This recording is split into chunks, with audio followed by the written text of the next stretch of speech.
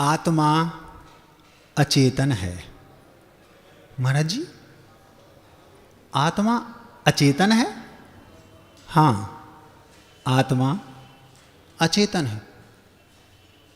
महाराज जी, किसी भी दर्शन में आत्मा को अचेतन नहीं कहा। कोई भी दर्शन हो, जैन दर्शन को छोड़ के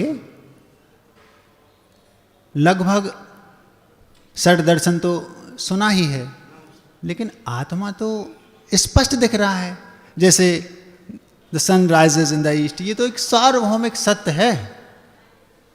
सब जानते हैं कि सूर्य पूरब से उगता है। ऐसे ही प्रत्येक प्राणी ये जानता है कि आत्मा तो चेतन है, और आप कह रहे हैं कि आत्मा अचेतन है। कैसे कह रहे हैं? ये तो स्यादवाद और अनेकांत की दृष्टि से भी ये बात ठीक नहीं बैठ रही। महाराज जी, हमने तो कई ग्रंथ पढ़े हैं, किसी भी ग्रंथ में आत्मा को अचेतन नहीं कहा। किसी भी दर्शन की तो बात दूर, जैन दर्शन में भी आत्मा को अचेतन नहीं कहा, और आप कह रहे हैं कि आत्मा अचेतन है। हो सकता है महाराज जी गोत्र स्खलन हो गया हो। गोत्र स्खलन कहलाता है, न्याय के ग्रंथों में ये शब्द आता है, जैसे मुझे कहना है राम और मुख से निकला श्याम, और मेरे अंतर मन में ये है कि मैंने राम ही कहा, तो ये कहलाएगा गोत्र स्खलन। आप मुझसे पूछोगे, मैं सौगंध खा के बोल दूंगा कि नहीं, मैंने राम ही कहा और निकला था श्याम। इसको बोलते हैं न्याय के ग्रंथों में गोत्र स्खलन। तो महाराज जी, हो सकता है गोत्र स्खलन हो गया हो। आपके मुख से आप कहना चाहते हो आत्मा चेतन है, और मुख से निकल गया कि आत्मा अचेतन है। नहीं, पूरे होशो हवास में पूरी बुद्धि पूर्वक बोल रहा हूं कि आत्मा अचेतन है।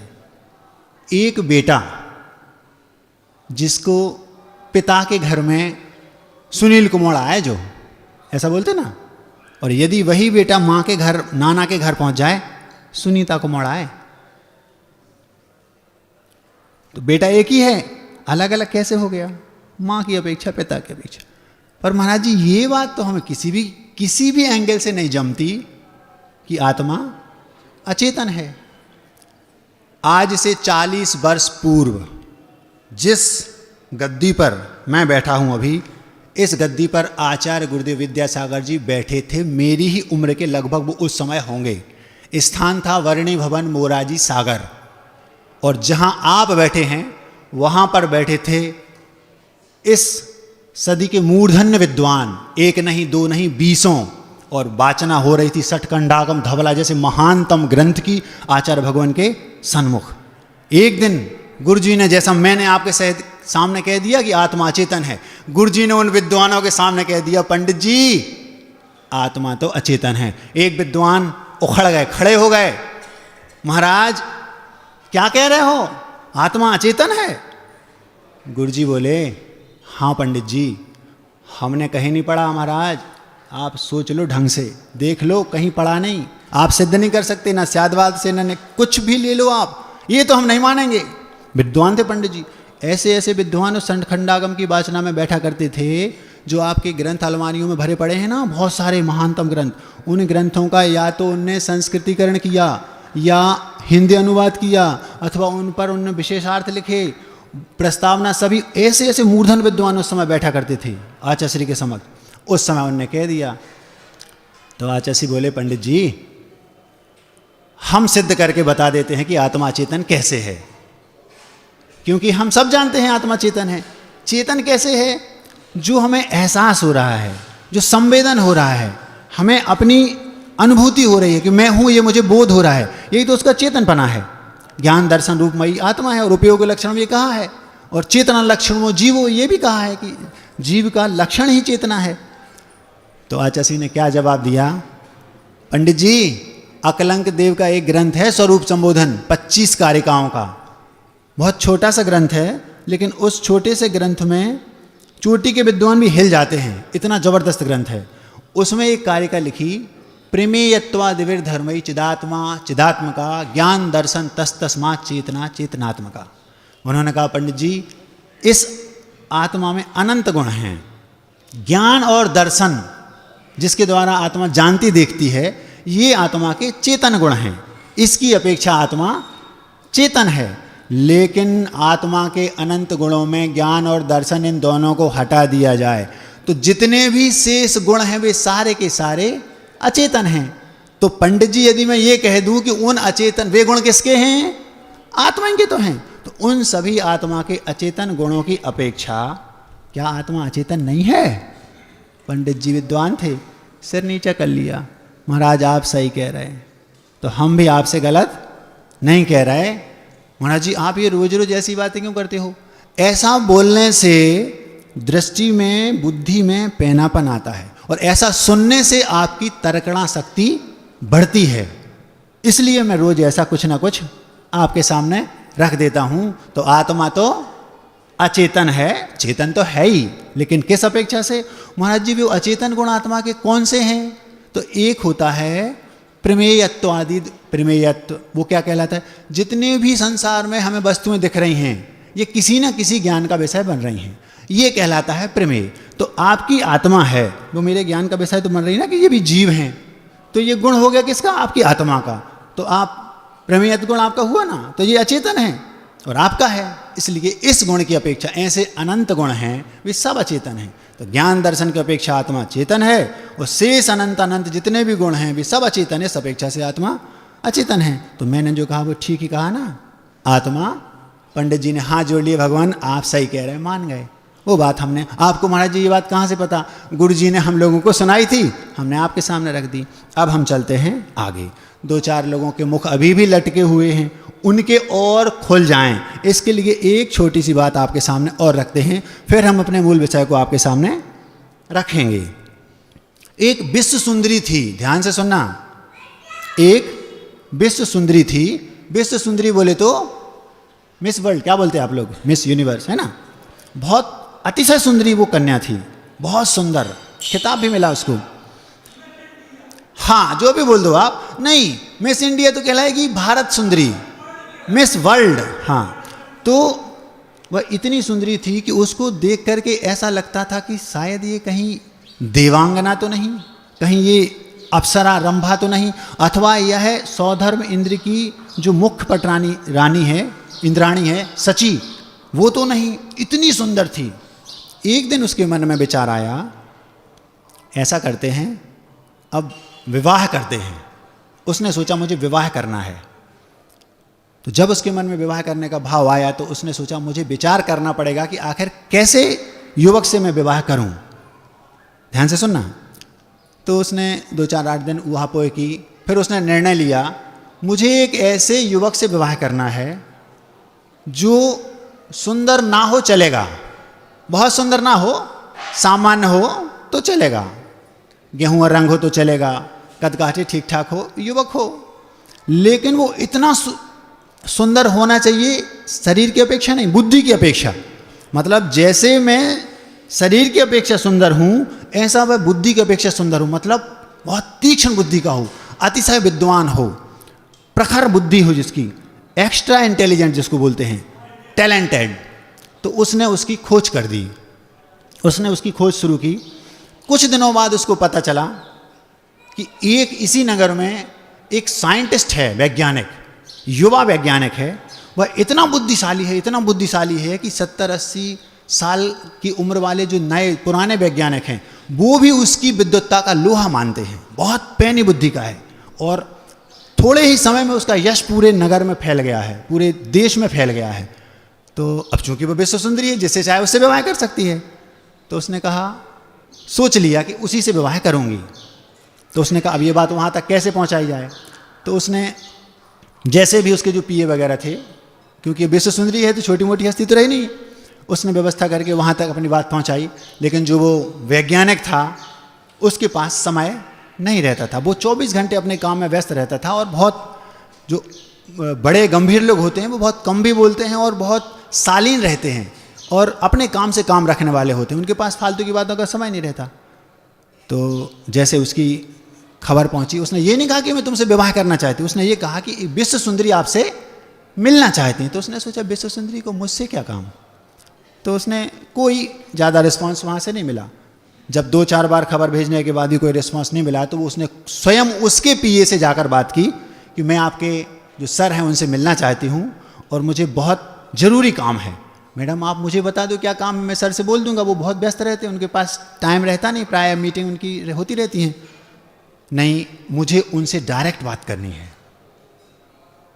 ठीक है, मैं सर से बात करूंगा। उसने कहा जाके उसके पीए ने, वैज्ञानिक के, सर एक विश्व सुंदरी हैं, वो आपसे मिलना चाहती हैं और वो कह रही हैं कि मैं काम नहीं बता पाऊंगी, मैं आपसे डायरेक्ट बात करना चाहती हूँ। तो उन्होंने कहा देखो भाई, अपने पास समय तो है नहीं, अगर वो मान नहीं रही और उसको बात ही करना है तो ऐसा करो, जब हम भोजन करते हैं उस समय उसको बुला लो और उनसे कह देना कि सर भोजन कर रहे होंगे, उस समय आप अपनी बात उनके सामने रख देना और वो भोजन करके आपको जो भी उसका उत्तर जो होगा 2 मिनट में देके चले जाएंगे। तो अब चूंकि काम तो उसको था, अब कोई बात बन ही नहीं रही, तो उसने कहा ठीक है। तो दूसरे दिन कल 10 बजे उन्होंने, भोजन का समय था, तो उन्होंने कहा 10 बजे बुला लो। 10 बजे दूसरे दिन वो आई, जो डाइनिंग टेबल होती है उस पर भोजन सजा है और वो भोजन करने के लिए बैठा, इतने में वो सर वो आ गई, हाँ बुलाओ। इनने भोजन शुरू कर दिया, किसने? वैज्ञानिक ने। अब वो आई, इशारा किया, बैठिए, सामने बैठ गई। कहिए, मैं मिस वर्ल्ड हूँ, मैं विवाह करना चाहती हूँ।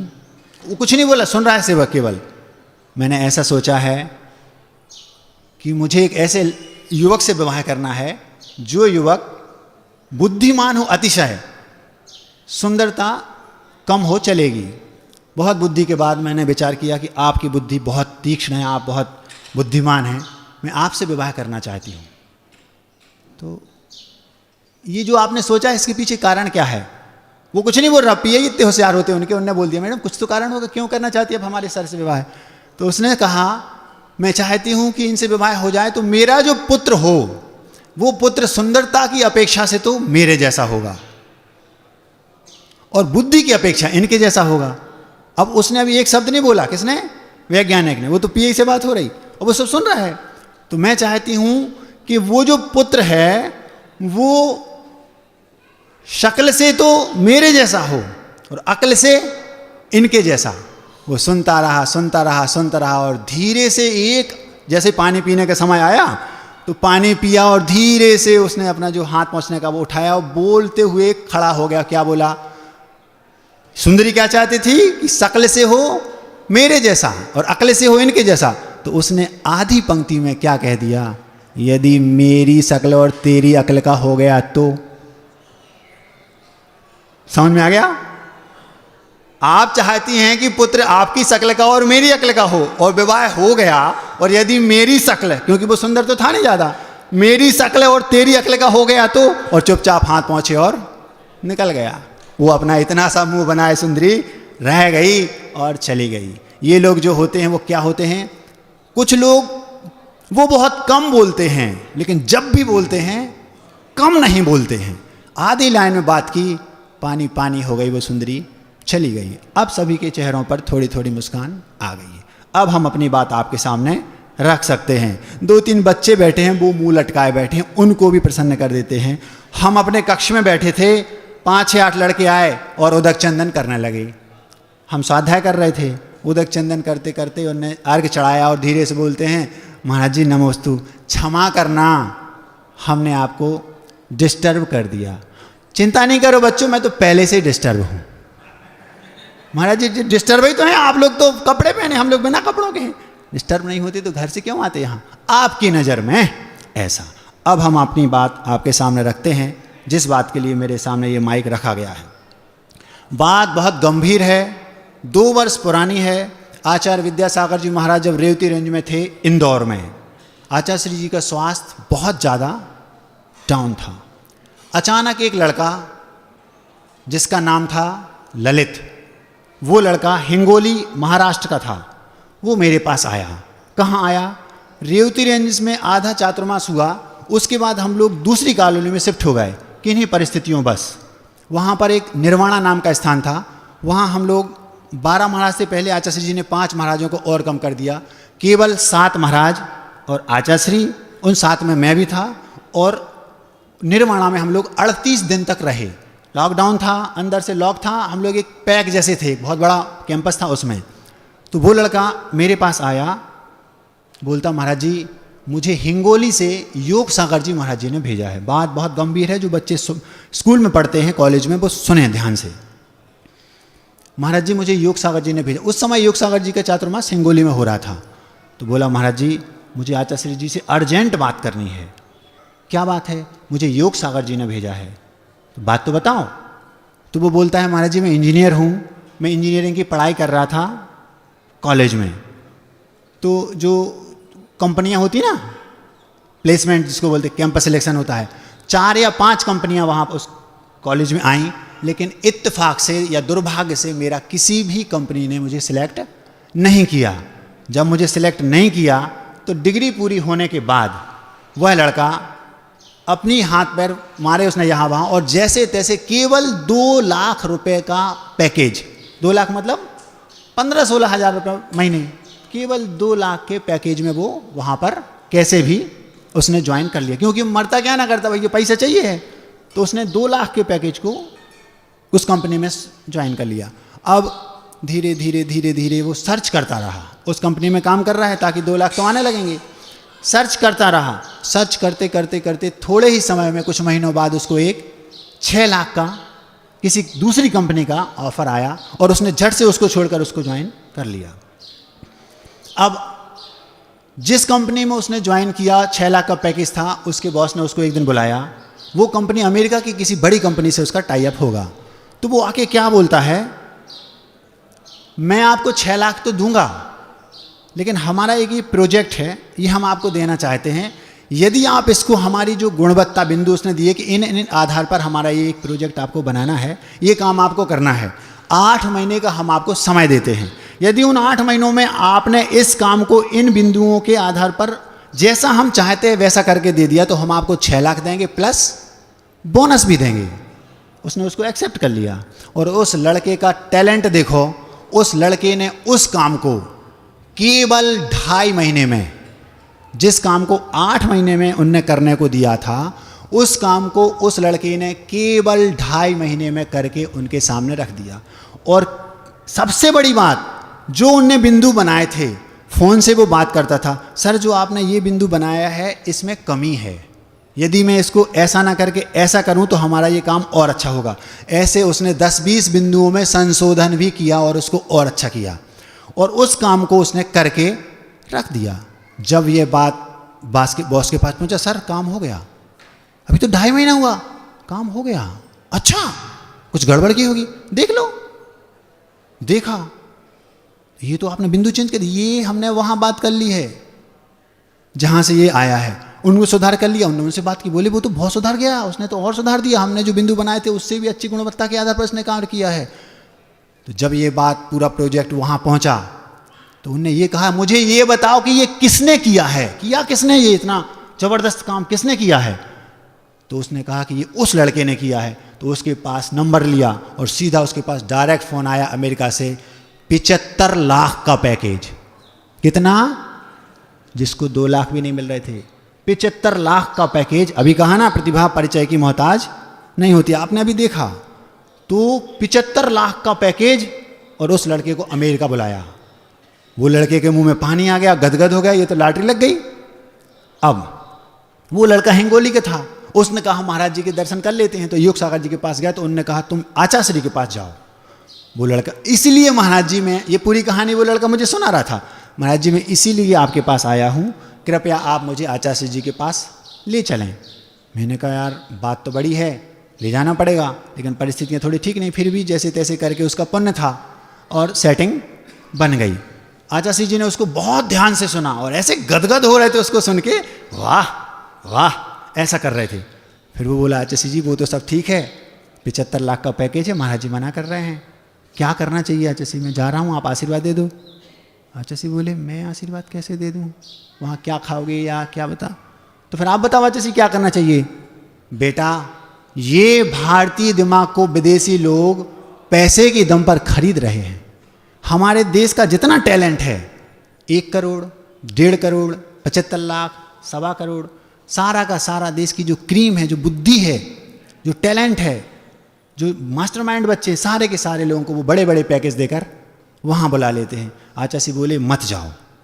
आचार्य जी 75 लाख, आचार्य बोले बेटा जो 8 महीने का काम 2.5 महीने में कर सकता है उसके पास कितना टैलेंट होगा, तुम चिंता नहीं करो, थोड़े दिन रुको, आपके घर में क्या काम होता है। तो उसने कहा आचार्य हमारे यहाँ हिंगोली वहाँ सांगली साइड हल्दी का काम होता है, हमारे यहाँ हल्दी का व्यापार होता है। बोले तुम, और बारदाने का व्यापार होता है। तो बोले तुम जितना पिताजी का काम है उसको शुरू बस कर दो, धीरे धीरे तुम इतने आगे बढ़ जाओगे कि तुम स्वयं 200-500 लोगों को नौकरी दोगे। आचार्य तो बहुत खुश हो गया, मेरा आशीर्वाद है, तुम चिंता नहीं करो, वहाँ नहीं जाना, तुम स्वयं नौकरी दोगे 200-500 लोगों को, चिंता नहीं करो, मैं हूँ ना। आशीर्वाद दे दिया आचार्य ने। वो लड़का बाहर आया, बोलता महाराज जी आचार्य जी ने मना कर दिया, गुरुदेव ने मना कर दिया है, मैं नहीं जाऊँगा। बहुत बढ़िया, हमने कहा क्या बात है। अब सुनो, अभी वो लड़का नमोस्तु बोल के चला गया। 15 दिन बाद वो लड़का वापस आ गया। क्या हो गया भैया? महाराज जी आचार्य जी से अर्जेंट मिलना है। हुआ क्या? महाराज जी बहुत बड़ी बात है, आप जल्दी चलो, वहीं सुना देंगे। बोले बताओ, तो बोलना तो पड़ेगा उनके पास, हम जाके बोलेंगे कि वो लड़का आया है तो वो सुनेंगे ही नहीं, क्योंकि वो तो बार बार आएगा। अब तो क्या बोला महाराज जी, वहाँ से ऑफर आया है 98.5 लाख। क्या होता है हमारे यहाँ जो पैसा है वो वहाँ डॉलर में मिलता है, तो डॉलर में पलटी करो तो पहली बार जो किया था वो 75 बन रहा था। तो उनने सोचा ये लड़का आ नहीं रहा है तो एक काम करो, इसको बढ़ा दो, लोभ दे दो। तो उसको उनने डॉलर और बढ़ा दिए, तो वो जब रुपये में कन्वर्ट किया तो वो 98.5 लाख बन रहा था, मतलब 1 करोड़। तो वो महाराज जी 1 करोड़ रुपए बोल रहे हैं, दिन में 3 बार फ़ोन आता है, मैसेज आता है, मैं क्या करूं महाराज जी, मुंह में पानी आता है। 1 करोड़ रुपए कोई चीज़ होती है? 2 लाख की नौकरी नहीं मिल रही थी महाराज जी मुझे। तो बोले मैं आचार्य योग सागर जी के पास गया, उनने कह दिया कि फिर जाओ आचार्य जी के पास। तो मैं फिर आ गया, चलो फिर गया आचार्य जी के पास। आचार्य जी ने फिर सुना, तो जैसे उसको सुना तो आचार्य जी दुखी जैसे हो गए। देखो ये लोग ऐसे हमारे भारतीय दिमाग को खरीदते हैं। कैसे खरीद रहे? अगर वो नहीं मान रहा है तो और पैसा बढ़ा देंगे। आचार्य बोले यदि तुम अभी भी मना कर दोगे तो वो 25 लाख और बढ़ा देंगे। क्यों? क्योंकि उनने आपकी बुद्धि को परख लिया। वहां पर टैलेंट की मूल्यांकन है, कहाँ? विदेशों में, वो हमारे यहाँ नहीं है। तो उनने कहा फिर क्या करूं? मत जाओ। आचार्य जी केवल 2 वर्ष के लिए जाना चाहता हूं, अगर मैं 2 वर्ष के लिए चला जाऊंगा तो 2 करोड़ रुपए मिलेंगे। 2 करोड़। अच्छा सी 2 करोड़ में पिताजी का 5-7 लाख का वो भी है, क्या बोलते, लोन, वो चुक जाएगा, घर बन जाएगा, सब व्यवस्थित हो जाएगा। अगर आपकी अनुमति हो तो केवल 2 वर्ष के लिए मैं चला जाऊं। आचार्य बोले बेटा तुम चले तो जाओगे लेकिन लौट कर नहीं आ पाओगे। क्यों? क्योंकि जब 2 वर्ष होंगे तो तुम एक बार सोचोगे कि मैं घर जा रहा हूं, सोचोगे वहां में शून्य, यहां शून्य रहेगा। क्यों? क्योंकि कुछ है ही नहीं। तो तुम सोचोगे अब 1 वर्ष और, तो 3 वर्ष हो गए। फिर जब 3 अब जाऊंगा, अब लौटने का सोचोगे, फिर वही दिमाग में आएगा कि वहां तो कुछ भी नहीं होना, शून्य से शुरू करना है। तो ऐसे ऐसे तुम वहां रच पक जाओगे। वहां ना धर्म रहेगा, ना संस्कृति, ना कुछ भी नहीं रहेगा, केवल मात्र पैसा। ना माँ, ना पिता, ना भाई, ना बहन, केवल पत्नी रहेगी। वो भी कैसी? घर आओगे तो पत्नी और पति दोनों घर आएंगे, दोनों सर्विस करके आए, और तुम कहोगे उससे पत्नी से पानी दे दो, तो वो कहेगी उठा के पी लो, मैं भी काम करके आई हूं, मैं बैठी नहीं हूं घर में। आप सर्विस करते हो तो मैं भी सर्विस करती हूं। आप मुझसे पानी मांग रहे हो, मैं भी तो आपसे पानी मांग सकती हूँ, 1 गिलास पानी दे दो, क्योंकि आप भी काम करके आए, मैं भी काम करके आई। तो वहां बेटा पैसे के अलावा और कुछ नहीं मिलेगा, आत्मीयता नाम की तो चीज भी नहीं मिलेगी, इसलिए मत जाओ। तो बोलता है आचार्य जी फिर क्या करूं? तुम चिंता नहीं करो, मेरा आशीर्वाद है, अपना काम शुरू करो। फिर क्या होगा? 1 साल, 2 साल, 3-4, हो सकता है 3-4 साल तुम्हें स्ट्रगल करना पड़े, लेकिन सारा खेल बुद्धि का है। जो बुद्धिमान होगा, धम में सूरा सो कम में सूरा। आचार्य विद्यासागर जी आज धर्म में सूर हैं, अगर वो घर में भी होते तो टाटा बिरला से कम नहीं होते। क्यों? क्योंकि वो बुद्धि है, वो वहां लगाते जहां जिसके पास टैलेंट है, उसको किसी भी क्षेत्र में भेज दो आप, वो व्यक्ति उस क्षेत्र में ऊंचाइयों को प्राप्त करेगा। तो आचार्य बोले तुम जाओ, अपना काम करो, 2-5 साल में तुम 200-500 लोगों को नौकरी दोगे, जाओ, मेरा आशीर्वाद है। वो कहने लगा गुरुजी आपने कहा है मैं नहीं जाऊंगा, और वो आखिर वो लड़का वहां नहीं गया। आज वो अपने घर में, वहीं हिंगोली में अपना स्वयं का बिजनेस कर रहा है। अभी आया था, महाराज जी बहुत कम समय में बहुत प्रोग्रेस हो गई, धीरे धीरे धीरे धीरे जो आचार्य ने कहा है वो हो के रहेगा, मुझे तो ऐसा लग रहा। वो खुद मुंह से बोल के गया और वो लड़का ऐसा करके रहेगा क्योंकि बुद्धि है उसके पास। अब ये तो हो गई बात, लेकिन इस बात में जो सबसे ज़्यादा दर्दनाक बात है, जो सबसे ज़्यादा जिस बात ने मुझे कचोटा सोचने पर मजबूर किया, यूँ समझ लो कि बेचैन कर दिया, वो ये है कि जिस व्यक्ति को विदेश की कंपनी 1 करोड़ रुपए के योग्य समझ रही है, उस व्यक्ति को हमारे भारत की कंपनियां 1 नहीं, 2 नहीं, 3 नहीं, 4 नहीं, 5, 2 लाख के योग्य भी नहीं समझा उस लड़के को। आप समझ रहे हैं ना मैं क्या कहना चाह रहा हूं। उस लड़के को कैंपस सिलेक्शन के लिए जो कंपनियां आई थी, प्लेसमेंट नहीं हुआ, सारी कंपनियों के जो चयन करता थे उन्होंने इंटरव्यू लिया उसका, लेकिन किसी एक ने भी उसको 2 लाख के योग भी नहीं समझा। तो कमी कहां है, कमजोर कड़ी कौन है, ये सोचने वाली बात है। बच्चों, यदि आपको कहीं पर प्लेसमेंट नहीं होता तो ये मत समझना कि मुझ में टैलेंट नहीं है, ये भी समझ सकते हो कि इन चयनकर्ताओं में टैलेंट नहीं है। बात समझ में आ रही कि नहीं? ये जरूरी नहीं कि मुझ में टैलेंट नहीं है। महाराज जी उस समय उसमें टैलेंट नहीं होता, तो टैलेंट कोई ऐसी चीज नहीं है कि 6 महीने में आ जाता है, 6 महीने बाद वो टैलेंटेड हो गया, उस समय वो भोंदू था, ऐसा नहीं होता। भूत के लक्षण तो पालने में दिखते हैं। तो बच्चों, कभी अगर आपका प्लेसमेंट नहीं होता है, आपने पूरी मेहनत की, कोई बात नहीं, प्रतिभा परिचय की मोहताज नहीं होगी, थोड़ा सा आप जहां जाएंगे वहां आपका टैलेंट यूं चमकेगा, चिंता नहीं करना, घबराना नहीं। अब एक कदम और आगे, जो 4-5 कंपनियां आई थीं, उन 4-5 कंपनियों को जो चयन करता थे, वे चयन करने के योग्य थे? यदि योग्य होते तो उसको क्यों नहीं चुना? और जिनको उनने चुना, अब उन पे भी प्रश्न चिन्ह उठेगा। बात समझ में आ रही? जिनको उनने चुना, इसको नहीं चुना, उनको चुना, तो इसका मतलब है हो सकता है कि जिनको चुना है वे योग्य ना हो, क्योंकि उनके पैमाने ही अलग होंगे। और एक कदम आगे, ये भी हो सकता है कि जो चयन करने वाले हैं वे योग्य नहीं हैं। अब और एक कदम आगे, जिस व्यक्ति ने, जिस कंपनी के बॉस ने ये चयनकर्ता रहेंगे, ये वहां जाके उन बच्चों के टैलेंट को परखेंगे। जिसने उनको नियुक्त किया है, जिसने ऐसों को नियुक्त किया, वो कितना टैलेंटेड होगा ये भी तो प्रश्न चिन्ह लगेगा।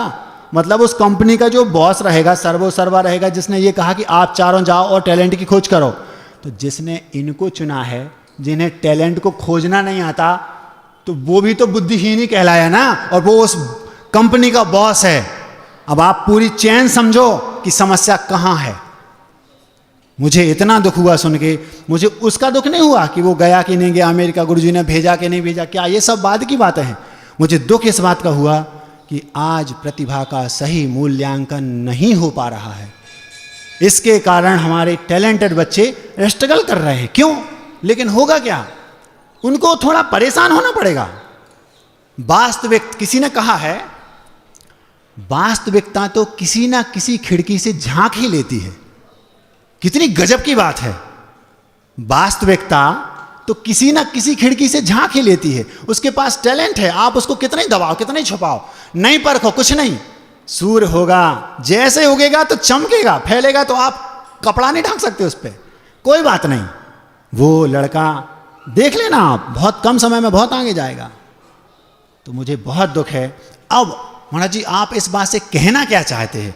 मैं ये कहना चाहता हूं, बच्चों से जो कहना चाहता था वो तो कह दिया, आपसे ये कहना चाहता हूं, आप लोगों का कर्तव्य है समाज में, गली में, मोहल्ले में, देश में, जहां भी टैलेंट दिखता है, 1 मिनट भी नहीं लगा उस छोटे से बच्चे को, 1 मिनट नहीं लगा, सबने ताली क्यों बजाई? 1 मिनट में दिख गया कि इसमें हुनर है। अब हम उसको उस राह पर मोड़ दें। किसका कर्तव्य है? हमारा कर्तव्य है, आप सबका कर्तव्य है। ऐसे कई बच्चे हैं जो हमारे नगर में हैं, हमारे घरों में हैं, लेकिन हम गुणसु प्रमोदम, ये एक शब्द आता है, लेकिन आज होता क्या है? टैलेंट को देखकर गुणसु जलनम, जलन होती है। यदि किसी में टैलेंट है, अरे हमारे बेटे से जो आगे निकल रहा है, तो उसको गिराने का प्रयास करेंगे। एक कुएं में कोई व्यक्ति बाहर निकल रहा है, तो लोग खींचेंगे, टांग खींचेंगे, जबकि उनका कर्तव्य क्या है कि उसको ऊपर उठाएं। अरे वो तो टैलेंटेड है, वो तो ऊपर चढ़ ही जाएगा, लेकिन ऊपर चढ़ने के बाद वो क्या सोचेगा, आपने टांग खींची थी, आपको हम अच्छे से जानते, आपने भी खींची थी, आपने भी खींची, वो तो ऊपर जाएगा, ये तो निश्चित है, दुनिया की कोई ताकत उसको नहीं रोक सकती, क्योंकि उसके अंदर टैलेंट है। लेकिन यदि आपने उस समय उसको हाथ लगा दिया होता, वो कुएं से बाहर निकल रहा था, खींचने के बजाय हाथ लगा दिया होता, तो वो क्या सोचता, बाहर तो वो निकलेगा, बाहर निकलने के बाद वो सोचता ये वही अंकल हैं जिनने हमारी उस समय मदद की थी, ये वही अंकल हैं जिनने हमें हाथ लगाया था। क्या होगा सोचो।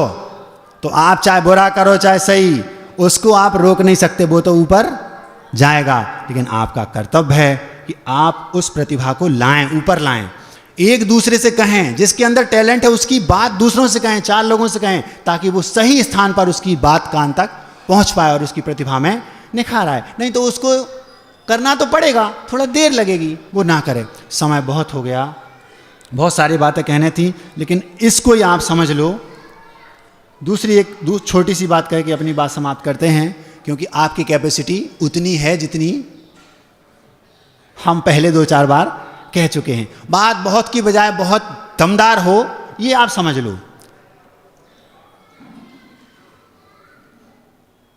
डोंगरगढ़ की बात है, एक महाराज अस्वस्थ हो गए, हम अपनी बात का उपसंहार कर रहे हैं।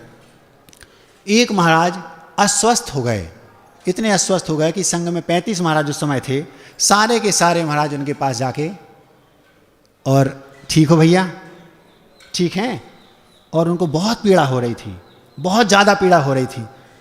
तो सब गए, एक एक कर कर कर कर कर कर करके, जब मेरी बारी आई, मैं उनके पास पहुंचा, दूर रहो, हाथ मत लगाना। अरे सारे महाराज जा रहे हैं, आप पैर दबा रहे हो, हाथ दबा रहे हो, सिर दबा रहे हो, सुन रहे हो, अच्छे से बात कर रहे हो, और मैं गया तो मुझसे बोलते दूर रहो, हाथ मत लगाना। मैंने कहा यार भैया, हमसे कोई गलती तो हुई नहीं, आपसे हम भैयावर्ती नहीं करवाएंगे। हमने कहा यार ये हमसे क्या हो गया, हमसे कोई बहुत बड़ी भूल हो गई लगता है। बुद्धि लगाई, जब तक इनसे हमारे अच्छे संबंध थे, उसके बाद से क्या गलती हुई, तो अच्छे संबंध तो आज तक हैं, कोई गलती हुई नहीं, तो ये ऐसा क्यों बोल रहे हैं। अगर आपको हमारी भैयावर्ती करना है तो मानसिक भैयावर्ती कर दो। क्या बोले, अगर आपको हमारी भैयावर्ती करना है तो ये सब शारीरिक कर रहे हैं, कोई हाथ दबा रहा है, कोई पैर दबा रहा है, आपको करना है तो दूर बैठ जाओ और मानसिक भैयावर्ती कर दो। हमने कहा मतलब, बोले कोई ऐसी चीज सुना दो कि आनंद आ जाए अंदर से, मानसिक भैयावर्ती कर दो। तो हमने बोला ठीक है, हम भैया सुना देते हैं, हम गद्य में नहीं सुनेंगे, वो जानते थे हमें, हम पद्य में सुनेंगे। पद्य मतलब काव्य रूप में, पद्य काव्य में। तो हमने कहा हम आपकी ऐसे भैयावर्ती नहीं कर सकते। क्यों? क्योंकि हम आपको बासा नहीं खिलाएंगे। हमने उनसे कह दिया हम आपकी आज भैयावर्ती नहीं कर सकते। बोले क्यों? हम आपको बासा नहीं खिलाएंगे। मतलब आप जैसी भैयावर्ती हमसे कराना चाहते हो, आप अभी रोगी हो, तो हम ये चाहते हैं कि आपकी जो इस वक्त भूमिका है, जो आप करा रहे हैं, जो आपको कष्ट हो रहा है, हम आपकी ताज़ा भैयावर्ती, ताज़ी माल मसाला आहार जो है, भोजन तुरंत बनाएंगे, और बनाने के बाद जब बन जाएगा तब परोसोंगे, ताज़ा, बासा नहीं, क्योंकि आप रोगी हैं। उठ के भागे आए। वो थोड़े हमसे इसी अंदाज में बात करते थे, तो हमने भी उसी अंदाज में उनसे बात कर दी। और जब हमने उनके सामने वो ताज़ी रसोई बनाई और उनके सामने परोसी, तो क्या प्रतिक्रिया हुई होगी अभी पता चल जाएगा। और वो थे बुंदेलखंड के, रसिक थे। हमसे आज एक निवेदन किया गया, महाराज जी आज आपका यहाँ अंतिम दिन है। महाराज जी जाना तो 2 को है, कल जाना है, कल परसों जाना है, तो परसों का प्रवचन तो वहाँ होगा और कल बेनम सागर जी का है, तो महाराज जी बुंदेली में कुछ, तो बुंदेली में सुनाना अथवा हिंदी में सुनाना ये तो एक बहाना है। हमें तो वो चीज़ आपको देनी है जो हमारे आपको औषधि का काम करे। तो वो चीज़ हमने उनको दी जो वो लेटे थे, करा रहे थे, ताज़ा रसोई बना के। क्या थी? बुंदेली में आपके सामने रखते हैं। कर्मों के तीव्र उदय में पुरुषार्थ काम नहीं करे। कर्मों के तीव्र उदय में पुरुषार्थ काम नहीं करे। इनकी लीला बड़ी विचित्र है, जे कौन से नहीं डरे। कौन? कर्म। अब जब चतुर्थ स्थानीय का उदय हो, तीव्र कर्म का उदय हो, तब आप कितनी पुरुषार्थ करो, कोई काम नहीं करेगा। उस समय तो आपको समता रखना और साम्य भाव रखना, अपने मन को समझाना, क्योंकि पता है कर्म है वो तो जब तीव्र उदय है अब कुछ काम नहीं होगा। तो कर्मों के तीव्र उदय में पुरुषार्थ काम नहीं करे। इनकी लीला बड़ी विचित्र है, जे कोनों से नहीं डरें। इनके लपेड़े में अच्छे अच्छों के पुचक गए गाल। ऐसे घबराओ ने समता राखो, का कर सकत खुशाल। एक संग में महाराज हैं, उनका ये तकिया कलाम था, हर बात पे बोलते थे ये हो गया, अब का कर सकत खुशाल। महाराज जी भैया ऐसा ऐसा हो गया, अरे बिहार हो गया, अब का कर सकत खुशाल।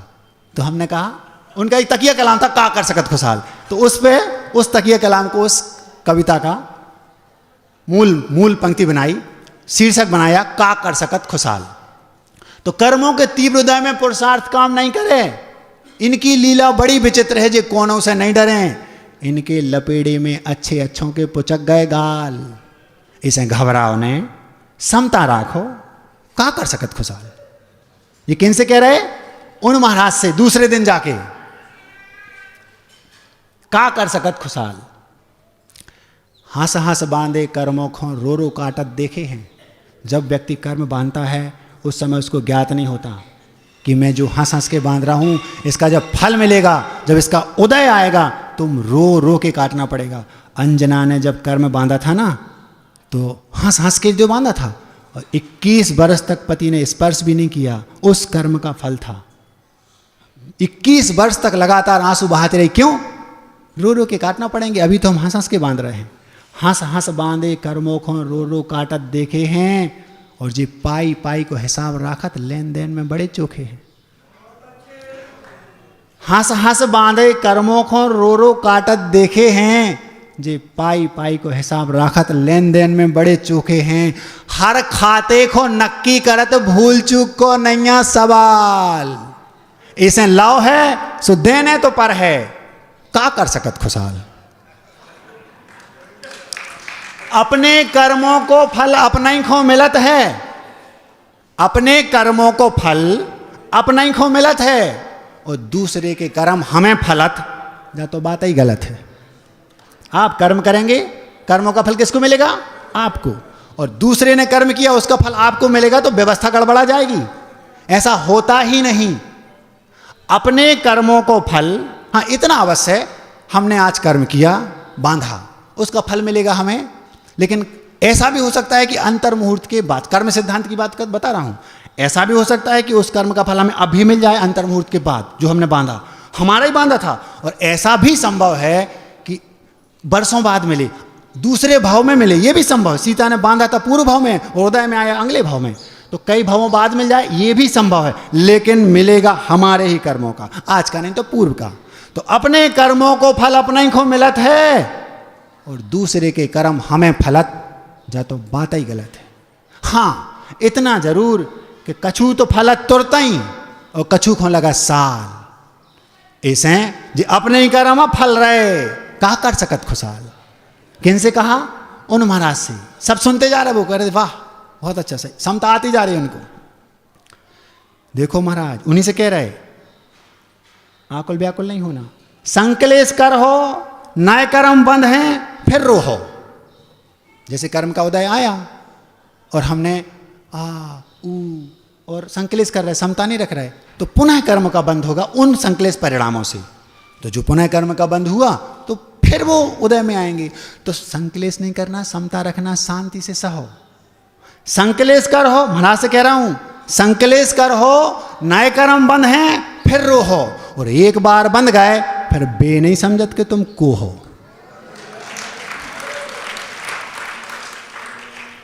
इन तीर्थंकरों को देखा, और जैसी विद्यासागर महाराज जी इतने महान आचार्य हैं, इतना उनको कर्म का उदय आता है।